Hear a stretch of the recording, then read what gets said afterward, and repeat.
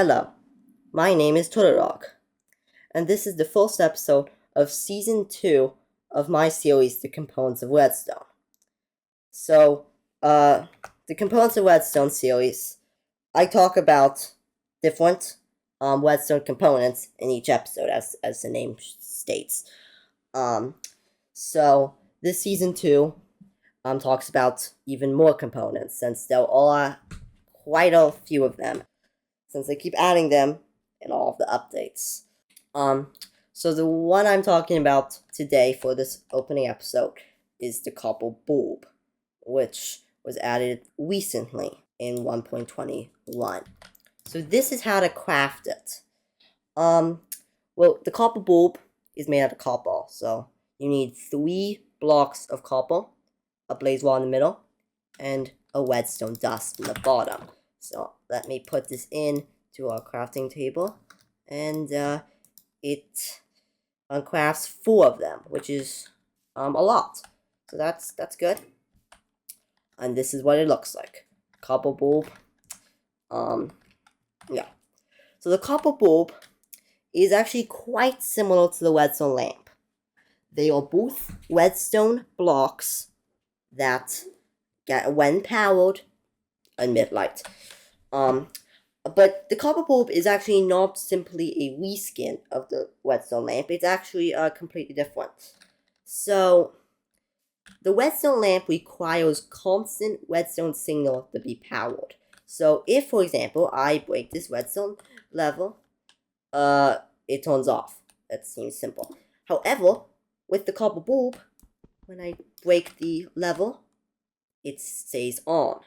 So, the redstone can turn it on, but redstone is also required to turn it off. So then I have to flip the level again to turn it off, and now it'll stay off. So yeah. So if we see with the buttons, like redstone lamp turns on, but then turns off. Copper bulb turns on and stays on.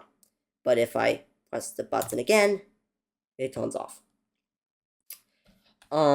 Yeah. So, so the copper bulb is made out of copper, and so it oxidizes in all 4 stages. As you can see, I only have 3 stages because they already oxidized.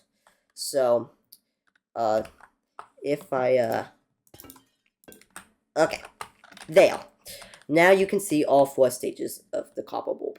So, like copper, it oxidizes, but also like copper, it can be waxed with honeycomb, so it will stop oxidizing. And all 4 levels of oxidation can be turned on and function basically the same as it would. But as you can see, as it oxidizes, it suddenly becomes dimmer. So if we turn on to night, you can clearly see the difference between the unoxidized one and the oxidized one. It's pretty dim, and this one is pretty bright. Yeah. Also, you might have noticed here that these are both redstone. This is a redstone lamp, and this is a copper bulb on top of a daylight sensor.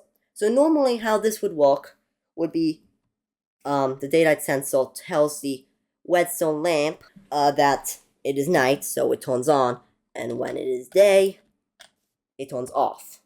But the problem is with the copper bulb's mechanics, it doesn't really work with like that. And if you want like when it's day, it turns off. When it's night, it turns on.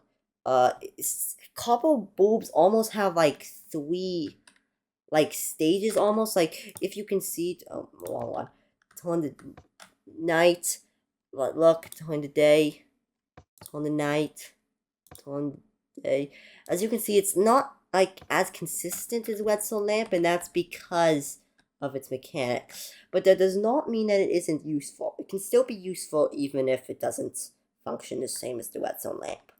So here I have another redstone build. One with copper bulb, one with the redstone lamp. They're exactly the same. So as you can see with redstone lamp, turns on, like that, and both of them turn on. That also turns on. So it's actually not about that. I'm actually gonna put a button just briefly. Never mind. Okay, so that one's on, that one's off. Look. I actually probably should use a button for this to make it easier, but look. It's like switching.